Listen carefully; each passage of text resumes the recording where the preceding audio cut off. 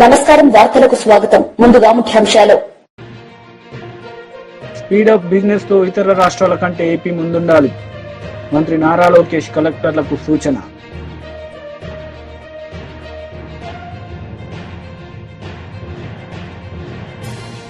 మాజీ మంత్రి Harish Rao press meet CM Revanth రెడ్డిపై ఫైర్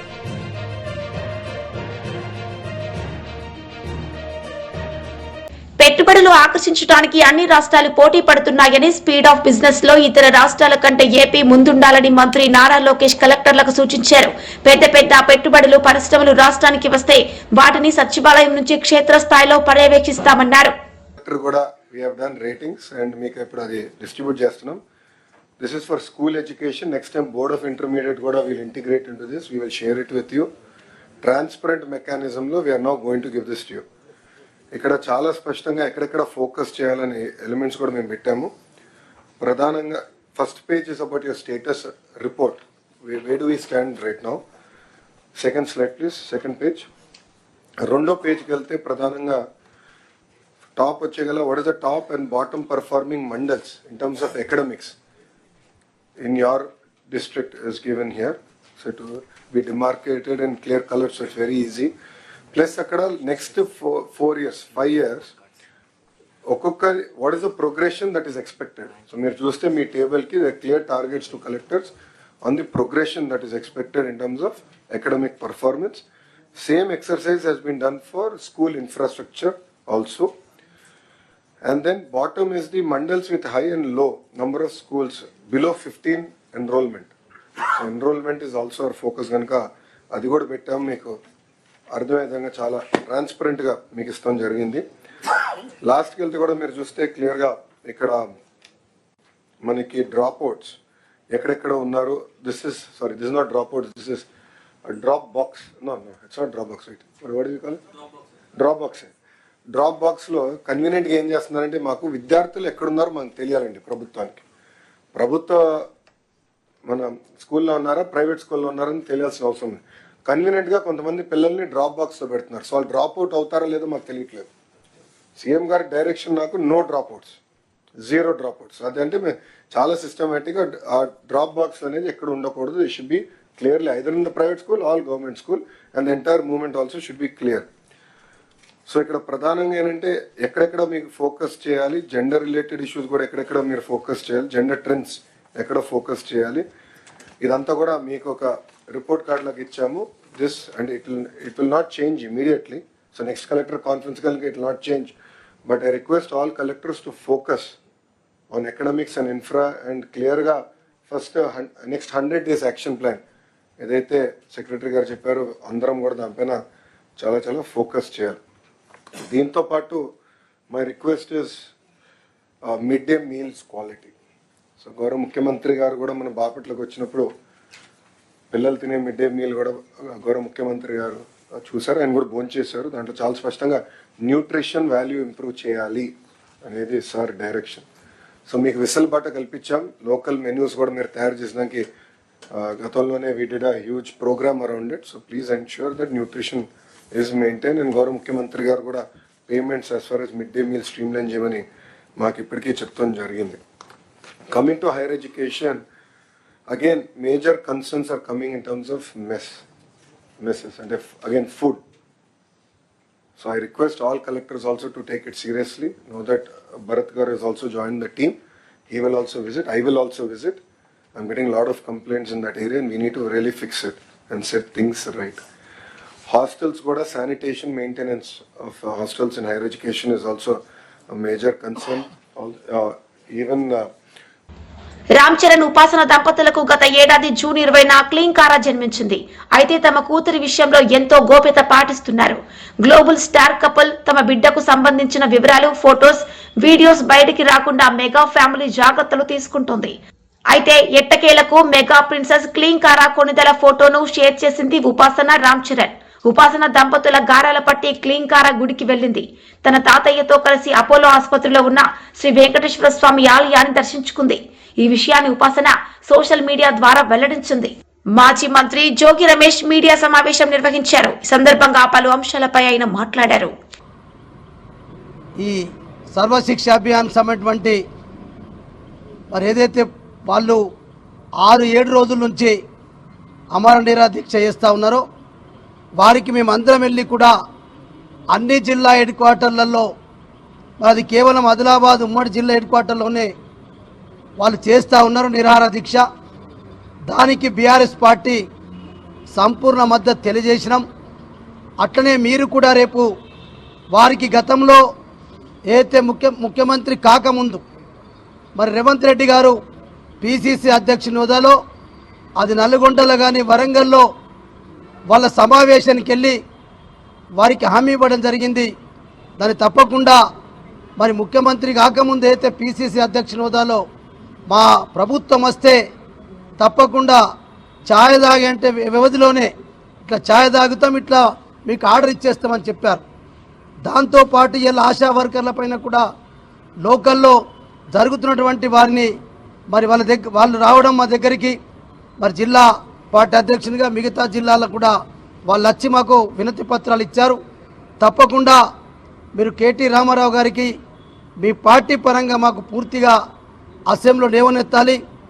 మా నాయకురాళ్లపైన కూడా అమానుషంగా పోలీసులు మరి లాఠీ చార్జ్ చేసి మహిళలను కూడా చూడకుండా మరి అఘాయిత్యాలు చేసినటువంటి విషయాన్ని కూడా అన్ని పత్రికల టీవీలు వచ్చినాయి, మా దగ్గర కూడా వచ్చిన. ఖచ్చితంగా మీరు వారి పట్ల కూడా స్పందించాలని చెప్పినాం. అట్లనే ఆదిలాబాద్లో గతంలో మరి ఏదైతే మేము మరి అనేక సంవత్సరాల నుంచి అక్కడ సిమెంట్ ఫ్యాక్టరీ అయితేనేంది, రైల్వే గురించి అయితేంది, ఇవన్నీ కూడా గతంలో వీళ్ళు ఎన్నికలప్పుడు మరి హామీ ఇచ్చిండ్రు. వీళ్ళ చేతిలో లేకపోయినా మేము ఖచ్చితంగా రాష్ట్ర ప్రభుత్వం ఆధీనం తీసుకొని ఆదిలాబాద్ ఉన్నటువంటి సిమెంట్ కార్పొరేషన్ ఆఫ్ ఇండియా కానీ అట్లనే Armoor to Adilabad railway line కూడా తప్పకుండా కేంద్ర ప్రభుత్వం వాటా కట్టకపోయినా రాష్ట్ర ప్రభుత్వం మొత్తం కట్టి మేము చేస్తామని చెప్పి ఆనాడు ప్రతిపక్షం కాంగ్రెస్ పార్టీ హామీ ఇచ్చారు. కాబట్టి ఇవన్నీ చాలా ముఖ్యమైన సమస్యలు ఉన్నాయి. ఇవన్నిటి కూడా ఖచ్చితంగా మీరు అసెంబ్లీలో లేవనెత్తాలని చెప్పి వారికి మేమందరం కలిసి మరి విజ్ఞాపన పత్రాన్ని ఇవ్వడం జరిగింది. దాంతోపాటు రేపు మీ అసెంబ్లీ సమావేశాల తర్వాత ఆదిలాబాద్ జిల్లా ఏదో అక్కడ అందరూ నాయకులు పార్టీ వలస వెళ్ళిండ్రు, మరి మీరు ఆదిలాబాద్లో పార్టీ వాళ్ళు వెళ్ళిన తర్వాతనే ఇంకా బలోపేతమైంది. మీరు తప్పకుండా ఆదిలాబాద్ జిల్లా ఎట్లయితే గతంలో మీరు సమావేశానికి వచ్చారో రేపు మిగిలినటువంటి నిర్మల్ కానీ అట్లనే ఆసిఫాబాద్ కానీ మంచిర్యాల జిల్లాలో కూడా మీరు ఖచ్చితంగా పార్టీ కార్యకర్తల యొక్క సమావేశానికి టైం ఇవ్వని చెప్పినాం. మా పార్టీ కార్యకర్తలు ఇక్కడికి రావడానికి సిద్ధంగా ఉన్నారు. మీరు దయచేసి మా జిల్లా హెడ్ క్వార్టర్లకు వస్తే ముఖ్యమైనటువంటి కార్యకర్తలతోటి నాయకులతోటి కూడా పెద్ద ఎత్తున సమావేశాలు పెడతాం. ఎందుకంటే ఇప్పుడు ఈ రైతు భరోసా, రైతు బంధు, మిగతా అనేకమైనటువంటి ఏదైతే మహాలక్ష్మి అన్ని 6 గ్యారెంటీలతో పాటు 420 హామీల పట్ల మేము రోజు జిల్లాల వారీగా కార్యక్రమాలు చేస్తా ఉన్నాం. మాజీ మంత్రి మెరుగు నాగార్జున మీడియా సమావేశం నిర్వహించారు. సందర్భంగా పలు అంశాలపై ఆయన మాట్లాడారు. పలుకుతారని అడుగుతా ఉన్నా. చివరికి అన్నా క్యాంటీన్లు చెప్తారు, సందాలు వసూలు చేసి భోజనాలు పెడతారు. అది కూడా భోజనం ఒకసారి వెళ్ళిన వాళ్ళు రెండోసారి తింటాకి వెళ్ళరు. ఇది పరిస్థితి. దీనికి మేమేదో భోజనాలు పెడతా ఉన్నారని ఇంత దయనీయమైనటువంటి పరిస్థితిలో మీ పరిపాలన ఉంటే చివరికి పేదలు, వృద్ధులు, వికలాంగులు, వితంతువులు, మహిళలు పెన్షన్ని దాదాపు 66,34,000 పెన్షన్లు మేము అప్పుడు ఇస్తా ఉంటే దాన్ని 63 లక్షలు కుదించారు.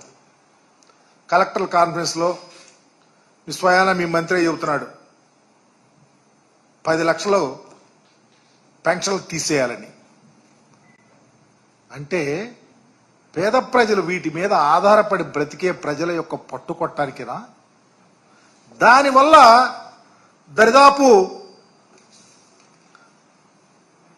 నెలకు దరిదాపు 400 కోట్లు మీరు కట్ చేయటం వల్ల డబ్బులు వస్తాయి. దీని మీద సంవత్సరానికి 4,800 కోట్లు మీరు మిగిల్చుకోవటానికి, అంటే పేద ప్రజలకు ఇచ్చే పెన్షన్. జగన్మోహన్ రెడ్డి గారు చాలా దాతృత్వంతో ఈ సమాజంలో ఉన్నటువంటి పేదల రకరకాలు వృద్ధులు, వికలాంగులు, మహిళలు, నిరుద్యోగులు, వెధవరాండ్రు వీళ్ళందరికీ సహాయం చేస్తా ఉంటే వాటిని కట్ చేసి మీరు డబ్బు సంపాదించాలని చూస్తే ఈ సమాజం ఏమనుకుంటుంది, ఎక్కడికి పోతుంది, దానికి ఏం సమాధానం చెప్పగలుగుతారు? ఇదేనా పరిపాలన అంటే? మీరు ఇచ్చే ట్విస్ట్కి ఇదేనా అకౌంటబిలిటీ ఎక్కడుందని అడుగుతా ఉన్నా. ఈరోజు మీరు ఎన్నికల ముందు చెప్పారు, ప్రతి ఇంటికి వెళ్ళారు, సూపర్ 6 అన్నారు. మీ ఇంటికే ప్రతి ఇంటికి అది ఇస్తా, వచ్చిన వాళ్ళకి ఏజ్ని బట్టి మభ్య పెట్టారు. చివరికి స్కూల్కి వెళ్లే పిల్లలకు 15,000 రూపాయలు ఇస్తారంటే దాన్ని గాలికి వదిలేశారు.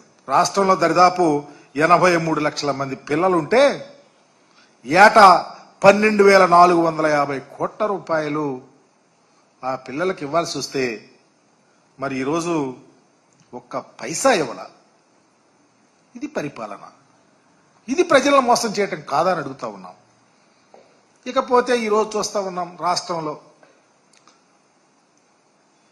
ప్రజలకు అన్నం పెట్టే రైతు సుభిక్షంగా ఉంటే ఆ రాష్ట్రం సుభిక్షంగా ఉంటుందని గొప్ప పరిపాలన చేసినటువంటి మహనీయుడు డాక్టర్ రాజశేఖర రెడ్డి గారు.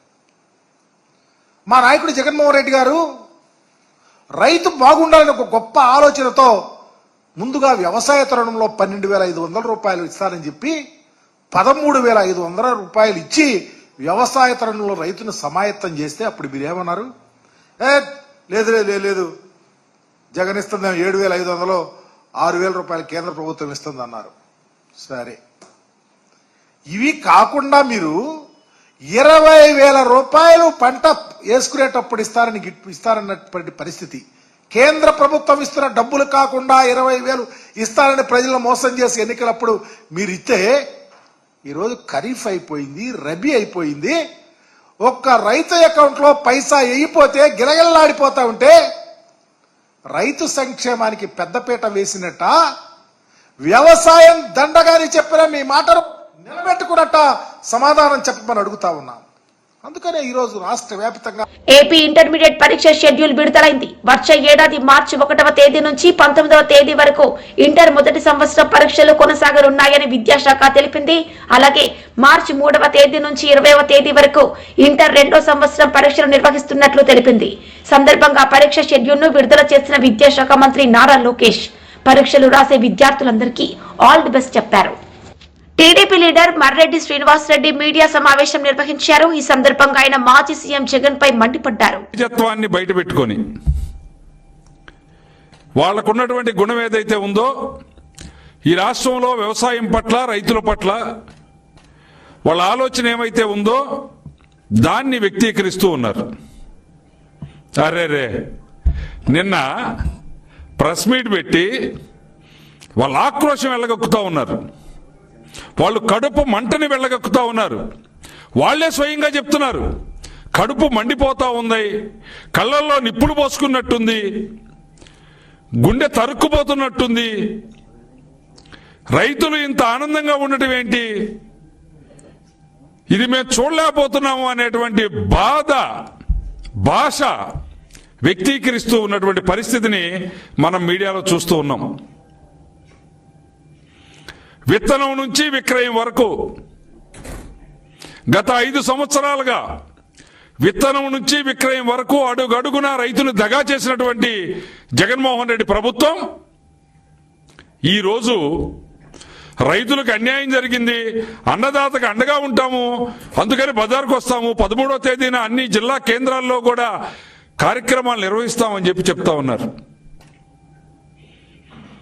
నిజంగా రైతుల దగ్గరకు పోయి ఈ మాట చెప్పి నీ పార్టీలో ఉన్న రైతులైనా సరే నువ్వు బజారుకు తేగలిగితే జగన్ రెడ్డి అండ్ బృందం గుడ్.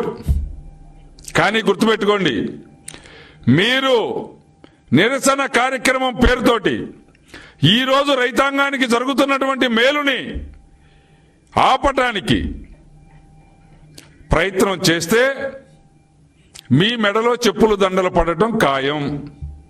మీరు రైతుల దగ్గరికి వెళితే మీకు జరిగే సన్మానం అదే. దాన్ని గుర్తుపెట్టుకోండి.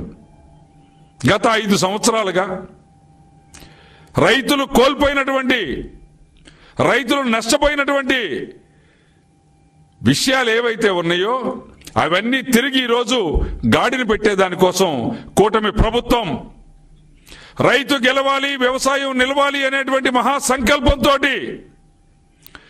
మాన్యశ్రీ చంద్రబాబు నాయుడు గారు ఏమైతే చేస్తూ ఉన్నారో, రైతుని రాజుగా చూడాలి అనేటువంటి సంకల్పం ఏదైతే ఉందో, విజన్ 2047లో ఆ డాక్యుమెంటరీలో రైతాంగం యొక్క ఆలోచన ఏ విధంగా ఉందో, రైతాంగం పట్ల ప్రభుత్వం యొక్క ఆలోచన ఏ విధంగా ఉందో తెలియజేసేటువంటి పరిస్థితి, పరిణామం నడుస్తూ ఉంటే ఈరోజు రైతాంగాన్ని ఆ నష్టపోయినటువంటి వాటిని తిరిగి పూడ్చేటువంటి క్రమం ప్రారంభిస్తూ ఉంటే మాజీ మంత్రి హరీష్ రావు మీడియా సమావేశం నిర్వహించారు. సందర్భంగా సీఎం రేవంత్ రెడ్డిపై విమర్శలు చేశారు. మా సీనియర్ మాజీ మంత్రివర్యులు శాసనసభ్యురాలు సబితా ఇంద్రారెడ్డి గారు, మాజీ మంత్రి సత్యవతి రాథోడ్ ఎమ్మెల్సీ గారు, తాండూరులో పిల్లలకు ఫుడ్ పాయిజన్ అయింది, ఆసుపత్రిలో ఆగమాగం ఉన్నారు పిల్లలు, ప్రాణాపాయ స్థితిలో ఉన్నారు పిల్లలు, ఆ పిల్లల్ని చూడ్డానికి వెళ్తాము, ఆ పిల్లల్ని పరామర్శించడానికి వెళ్తామంటే సబితా ఇంద్రారెడ్డి గారిని, సత్యవతి రాథోడ్ గారిని వికారాబాద్లో అరెస్ట్ చేశారు. అంత మంచిగా ఉంటే అరెస్ట్లు ఎందుకు అంటున్నా. నీ పని చక్కగా ఉంటే, నువ్వు అన్నం చక్కగా పెడితే, పిల్లలు మంచిగా ఉంటే ఎందుకు భయపడుతున్నావు రేవంత్ రెడ్డి? ఎందుకు ఎమ్మెల్యేలను ఎమ్మెల్సీలను అరెస్ట్ చేస్తా ఉన్నావు? ఆమె ఆ జిల్లా మంత్రిగా 15 ఏళ్లు పనిచేసినటువంటి సీనియర్ నాయకురాలు, రంగారెడ్డి జిల్లా వికారాబాద్ వాస్తవ్యురాలు సబితా ఇంద్రారెడ్డి గారిని కూడా నువ్వు స్కూల్కు పోనీయా, హాస్టల్కి పోనీయా అని అరెస్ట్ చేస్తావా? మాజీ హోంమంత్రి ఏం తప్పు చేసింది సబితమ్మ గారు? నీ తప్పులు ఎత్తి చూపుతుందనే కదా నీకు భయం, నీ లోపాలు బయటపడతాయనే కదా నీ భయం. ఆ పిల్లల తల్లిదండ్రులతోనో పిల్లల్ని కలిస్తే అన్ని సంగతులు బయటకు వస్తే నీ ఇజ్జత్ పోతుందని నువ్వు వాళ్ళని అరెస్ట్ చేస్తున్నావు. అరెస్టులు కాదు పరిష్కారం. పిల్లలకు కడుపు నిండి అన్నం పెట్టు, మెస్ బిల్లులు విడుదల చేయి, పిల్లలకు రావాల్సినటువంటి షూస్ కానీ, బట్టలు కానీ, ప్లేట్ కానీ, గ్లాస్ కానీ, బాక్స్ కానీ, స్వెటర్లు కానీ, బ్లాంకెట్లు కానీ విడుదల చేయి. అవుట్ సోర్సింగ్ ఉద్యోగులకు వెంటనే వేతనాలు ఇవ్వు. చాలా చోట్ల కిరాయిలు రాలేదు. ఎస్సీ గురుకుల పాఠశాలలకు ఏడాదిగా ఇంతవరకు కిరాయిలు కూడా రాని పరిస్థితి ఉన్నది. వాటి కిరాయిలు వెంటనే చెల్లించండి, లేదంటే మొన్న మైనార్టీ స్కూళ్లకు తాళాలు వేసినట్టు ఓనర్లు ఎస్సీ గురుకులాలకు కూడా తాళాలు వేసే ప్రమాదం ఉన్నది. నువ్వేమన్నావు? విద్యాశాఖ నా దగ్గరనే ఉన్నది, బాగా ఉద్ధరిస్తా అన్నావు. విద్యాశాఖ నీదే, సాంఘిక సంక్షేమ శాఖ నీదే, గిరిజన శాఖ నీదే, మైనార్టీ శాఖ నీదే. అన్ని శాఖలు నీ దగ్గరనే ఉన్నాయి. నీ దగ్గర ఉన్న శాఖల్లోనే ఇంత అధ్వాన్నమైనటువంటి పరిస్థితి ఉన్నది. ఏమైనా రేవంత్ రెడ్డి ఒక్కనాడు ఒక హాస్టల్లో పోయి బుక్కడి అన్నం తిన్నావా? ఒక ఎస్సీ ఎస్టీ హాస్టల్కి పోయి పరామర్శించినావా? నీకు టైం దొరుకుతుందా? రేవంత్ రెడ్డి గారు ఆ రోజు ప్రతిపక్షంలో ఉన్నప్పుడు తెగ రెచ్చిపోయి మాట్లాడినావు. మరి అలా కుర్చీలో కూర్చోగానే, గద్దెనెక్కంగానే మా ఎస్సీలు, మా ఎస్టీలు, మా బీసీలు, మా మైనార్టీలను ఎందుకు మర్చిపోయినావు అని అడుగుతా ఉన్నా. నువ్వే ముఖ్యమంత్రివి, నువ్వే ఆ శాఖ మంత్రివి, అయినా ఆ పిల్లల్ని పట్టించుకోక పిల్లల్ని గోస ఉంచుకుంటా ఉన్నావు. నేను ఇప్పుడు పిల్లల్ని అడిగిన, ఆదివారం నాడు ఇడ్లీ పెడుతుండ్రు కానీ చట్నీ పెట్టలేరు సార్, ఉత్తరే సాంబార్ పోస్తుండ్రు అన్నారు. వార్డెన్ ఏమని అందామంటే ఆల్రెడీ 6 నెలలు ఉద్దరలు నడుపుతున్నాడు ఆయన. నేనేమనాలా వార్డెన్? 6 నెలలు ఉద్దరల సంసారం నడిపి సొంత పైసలు పెట్టిన వార్డెన్ నేను ఏమని అనాలి? తప్పు ప్రభుత్వం దగ్గర ఉంది, తప్పు రేవంత్ రెడ్డి దగ్గర ఉన్నది. ఇవాళ ఉద్యోగులను ఎందుకు బలి చేయాలి? ఉద్యోగులు ఏం తప్పు చేసినారు? నువ్వు సరిగ్గా పైసలు ఇస్తే వాళ్ళు కడుపు నిండి అన్నం పెడతారు కదా, నువ్వు తువ్వాలలు ఇస్తే వాళ్ళు పిల్లలకు ఇస్తారు కదా, నువ్వు షటర్లు బ్లాంకెట్లు ఇస్తే పిల్లలకు ఇస్తారు కదా, ఇయ్యకుండా నువ్వు ఎమ్మెల్సీ పర్వతరెడ్డి మీడియా సమావేశం నిర్వహించారు. ఈ సందర్భంగా పలు అంశాలపై ఆయన మాట్లాడారు. చంద్రబాబు గారు ఎంత పచ్చిగా ఉద్యోగస్తులను కానీ అన్ని వర్గాలని కూడా దగా చేస్తున్నారన్నది వాస్తవాలు ప్రజలు తెలుసుకోవాలి. సూపర్ 6 హామీలు అని చెప్పి ఈరోజు పేద ప్రజలందరినీ సుమారుగా 1.40 లక్షల కుటుంబాలు అన్నింటినీ కూడా రోడ్డున పడేసినటువంటి చరిత్ర. అదేవిధంగా వ్యాపారస్తులు కానీ, ఉద్యోగస్తులు కానీ, అలానే నిరుద్యోగులు కానీ వీరందరూ కూడా ఎంతో ఆశపడ్డారు. కొత్త ప్రభుత్వం వచ్చిన తర్వాత 20 లక్షల ఉద్యోగాలు తీసుకొని వస్తారని, అలానే నిరుద్యోగ భృతి తీసుకొని వస్తారని చాలామంది ఆశించారు. అయితే దీనికి సంబంధించి మొట్టమొదటిగా జూన్ 14వ తేదీన ఆయన మొట్టమొదటి సంతకం సీఎంగా బాధ్యతలు చేపట్టిన వెంటనే మెగా డిఎస్సిపై చంద్రబాబు తొలి సంతకం 16,347 ప్రభుత్వ ఉద్యోగాలతో ఆయన మొట్టమొదటి సంతకం చేసినారని చాలా ఆర్భాటంగా ఇప్పటికి కూడా ప్రకటించుకుంటా ఉన్నారు. ఈ మొట్టమొదటి సంతకాన్ని దేనికైనా ఒక విలువ ఉండాలి. ఒక మాట చెప్పినప్పుడు ఎన్నికలకు ముందు అబద్ధాలు చెప్పారు, ఎన్నికల తర్వాత కూడా అబద్ధాలు చెప్పడం, ఆ తర్వాత డిఎస్సి ఆలస్యం అని నారా లోకేష్ గారు చెప్పడం, ఆ తర్వాత ఇప్పుడు విద్యా వాలంటీర్ల నియామకం అని ఈరోజు ఒక న్యూస్ రావడం. దీనికంతా కూడా ఇంకొక విషయం కూడా, ఈ మధ్య ఇది మంచి ప్రభుత్వం అని చెప్పి వారందరూ కూడా కొన్ని పోస్టర్స్ రిలీజ్ చేశారు. దాంట్లో మెగా డిఎస్సి ద్వారా 16,347 పోస్టులను ఇచ్చేసామని చెప్పి వారు ఈరోజు ప్రజల ముందుకెళ్ళి ఈ పత్రికనన్నింటినీ కూడా ఇవ్వడం జరిగింది. ఎంత దగా అండి, ఎంత మోసం!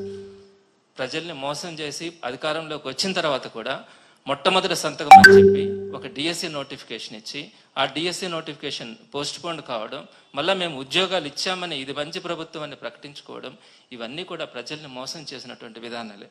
దీనికి సంబంధించి కొన్ని వాస్తవాలు. ఒకటి, జూన్ 14వ తేదీన మొట్టమొదటి సంతకం మెగా డిఎస్సి పేరు మీద 16,347 పోస్టులకి చంద్రబాబు నాయుడు గారు సంతకం పెట్టడం జరిగింది. అయితే వెంటనే ఆయన మనుషుల ద్వారా కొత్త వాళ్ళకు కూడా టెట్ నిర్వహించి డిఎస్సి గాని నిర్వహిస్తే ఎక్కువ మందికి ఉద్యోగాలు ఇచ్చే అవకాశం ఉంటుంది అని చెప్పి ఒక లెటర్ పెట్టించుకొని ఆ డిఎస్సిని పోస్ట్ పోన్ చేస్తున్నారు. అయితే ఇక్కడ మీకు ఒక విషయం తెలియాలి, జగన్మోహన్ రెడ్డి గారు ఫిబ్రవరిలోనే టెట్ నిర్వహించి ఈ వీళ్ళ గవర్నమెంట్ వచ్చిన తర్వాత జూన్ 25వ తారీఖున మనకు టెట్ రిజల్ట్ వచ్చింది. జూన్ 25న టెట్ రిజల్ట్ వస్తే జూన్ 14న డిఎస్సి నోటిఫికేషన్ ఇస్తానని, మరొక్క టెట్ నిర్వహించాలని ఈ డిఎస్సిని ఆయన రద్దు చేసి పోస్ట్ పోన్ చేసినారు. అది ఎంతవరకు సమంజసం? ఆ తర్వాత సరే మరలా టెట్ నిర్వహించడానికి మరలా ఫిబ్రవరిలో మరలా ఆయన అక్టోబర్ 4వ తేదీన ఒక నోటిఫికేషన్ ఇవ్వడం, దానికి సంబంధించి నవంబర్లో రిజల్ట్ వచ్చింది. నవంబర్ 4వ తేదీన, నవంబర్ 4న రిజల్ట్ వచ్చిన తర్వాత నవంబర్ 6న మరలా డిఎస్సి నోటిఫికేషన్ ఇస్తామని చెప్పారు.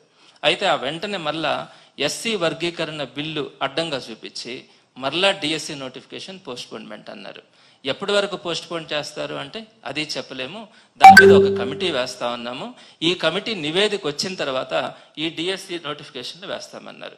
ఆ కమిటీ నివేదిక ఎప్పుడు వస్తుంది అంటే 4 నెలలు పట్టొచ్చు, 6 నెలలు పట్టొచ్చు, సంవత్సరం కూడా పట్టొచ్చు అన్నారు. మరి ఈలోపు ఈ డిఎస్సి నోటిఫికేషన్కి ప్రిపేర్ అవుతున్నటువంటి ఈ లక్షల మంది విద్యార్థులకి ఏమని సమాధానం చెప్తారు? పైపెచ్చి ఈరోజు మళ్ళీ ఏం చెప్తా ఉన్నారు, ఈ వ్యాకన్సీస్ అన్నిటికీ సంబంధించి విద్యా వాలంటీర్స్ ని నియమిస్తామన్నారు. ఒకవేళ మీరు ఇప్పుడు వార్తలు ముగించే ముందు ముఖ్యాంశాలు మరోసారి. స్పీడప్ బిజినెస్ తో ఇతర రాష్ట్రాల కంటే ఏపీ ముందుండాలి. మంత్రి నారా లోకేష్ కలెక్టర్లకు సూచన.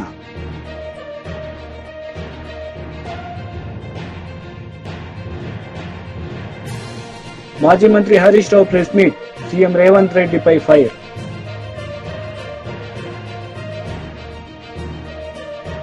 వార్తలు ఇంతటితో సమాప్తం. తిరిగి ప్రసారమయ్యే వార్తల్లో మళ్ళీ కలుద్దాం. అంతవరకు సెలవు. నమస్తే.